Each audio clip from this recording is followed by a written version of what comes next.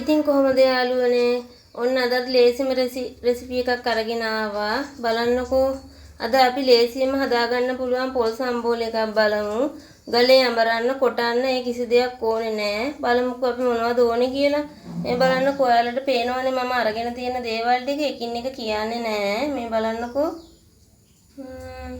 හාල් මැස්සු ටිකක් අරන් තියෙනවා. ඉතුරු කලමනා ටික ඔයාලට පේනවනේ ඉතින්. මේ හාල් මැස්සු වෙනුවට ඕගොල්ලන්ට ගන්න පුළුවන් කූනිසෝ ටිකක් හරි එහෙමත් නැත්නම් උඹල කඩ ටිකක් හරි ගොඩක් ගෙවල් වල ඉතින් හාල් මැස්සු ගන්න තියෙනවනේ ඒක නිසා මම හාල් මැස්සු තෝරගත්තා. ඒ වගේම මේ තියෙන ටිකත් ඔයාලා දන්නවනේ ලුණු ටිකක් ගත්තා සුදු පාට නිසා ඔයාලට ඒක පේන්නේ නැහැ. අනිත් ඒවා ගම්බිරිස් 3-5 ඒ ටික. ඊට පස්සේ මම පොල් ටිකක් ගාගත්තා. මේ ටික තමයි අපිට හදන්න ඕනේ. අපි බලමු කොහොමද හදන්නේ කියලා එහෙනම්. බලන්නකෝ යාළුවෝ දැන් මම තෙල් ටිකක් ලිපේ තියාගත්තා. අපි ඒකට මේ සෝදාලා පිරිසිදු කරගන්නපු මේ හාල් මැස්සු ටික එකතු කරගමු.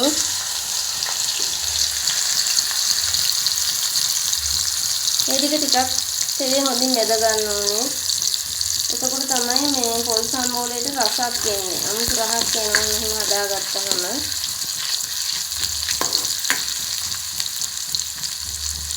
මේ ටික හොඳින් බෙදගමු.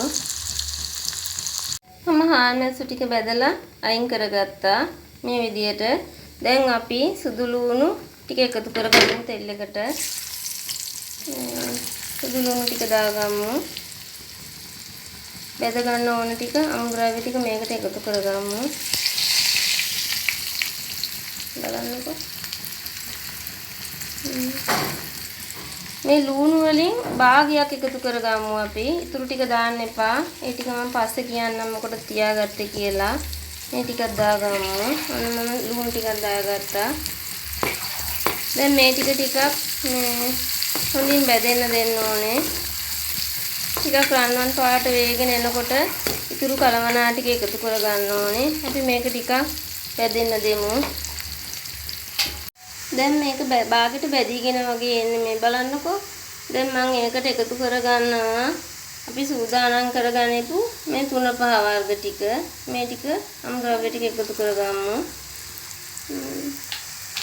මේ ටිකත් තෙලේ ටිකක් බෙදගමු. නැත්නම් අමුරස වෙනවනේ. මේ ටිකත් තෙලේ ටිකක් බෙදගමු. බලන්නකෝ මම ඕගලන්ට ගෙදර තියෙන දේවල් වලින් ලේසියෙන්ම හදාගන්න පුළුවන් රෙසිපි තමයි අරගෙන එන්නේ. අපි කාර්යබහුල ජීවිත ගෙවන අය වෙලාව අරගෙන කැම ටික හදාගන්න උදේ පාන්දරට වෙලාවකුත් නැහැ. ඉතින් බලන්නකෝ ඔයගොල්ලොත් මේ විදිහට ලේසියෙන් හදාගන්න පුළුවන් දේවල් try කරලා බලන්න. ඕගොල්ලන්ට ඉතින් පාන්දරින්ම මේව හදාගන්න ලේසි. මේකක් හදාගත්තාම මේ බත් මුලට උනත් තියාගෙන යන්න පුළුවන් උදේට. මේ පිලුණු වෙන්නෙත් නැහැනේ. පොල් සම්බෝල නිකන් හදාගෙන ගියාම කෑම එක පිලුණු වෙනවා. පොල්නේ ඉතින් මේ විදිහට ටෙම්පරාදු කරලා හදාගත්තාම මේ නරක වෙන්නේ නැහැ. දවල්ට කන්න පුළුවන්. හරි සුවඳයි රසයි. දැන් නම් මිරිස් කුඩු වල පාට වෙනස් වෙලා මේ සුදු ලුණු, බී ලුණු හොඳට බැදිලා දැන් මම මේකට ඉතුරු ටික දා ගන්නවා. මේකට රම්පේ කරපිංච ටිකයි, තක්කලි ටිකයි එකතු කර ගන්නවා. ඔයාලට තියෙනවා නම් තක්කලි දා ගන්න. ටිකක් ඉතින් රසයිනේ තක්කලිත් එකතු වුණාම. හාල් මැස්සු දාන ඉඳ සමහර තක්කලි එකතු කරගන්න කැමති නෑ. ඔයාලා කැමති නම් එකතු කරගන්න. ඉතින් අපි හැම වෙලේම කන්නේ නෑනේ මේ විදියට.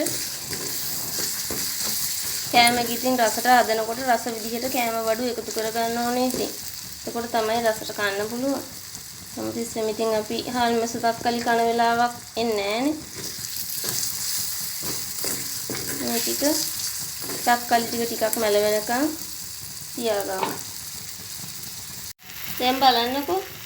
දැන් නම් තක්කලි ටික මැල වෙලා. දැන් තමයි අපිට තියෙන්නේ අන්තිමටම පොල් ටික එකතු කරගන්න. මේ පොල් ටික දාලා හොඳින් කලවම් කරගන්න තමයි තියෙන්නේ.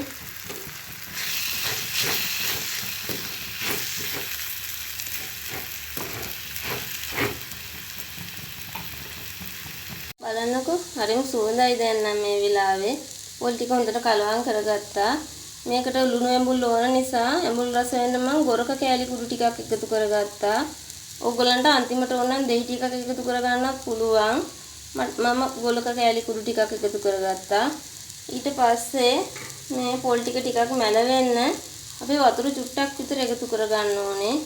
එතකොට තමයි මේ අමුද්‍රව්‍ය ටික පොල්ලකට උගා ගන්න. වතුර ටිකක් විතර දාලා මේක ටිකක් මලව ගන්න. දැන් නම් වතුර ටික හිඳලා යාළුවනේ පොල් ටික හොඳට මැල වෙලා තියෙනවා. දැන් අපි අන්තිමටම අර ඉතුරු කරගත්තු ලුණු ටිකයි බැදගනිපු හාල් මැස්සු ටිකයි මේකට එකතු කරගමු.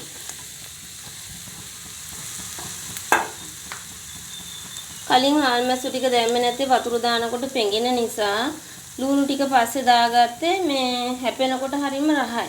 මේ විදිහට අමුඩ ටිකක් එකතු කරගත්තාම හරිම රහයි. දැන් තියෙන්නේ මේක හොඳින් කලවම් කරගන්න. දැන් මං හදාගෙන ඉවරයි යාළුවනේ. බලන්නකෝ. මේ බලන්නකෝ.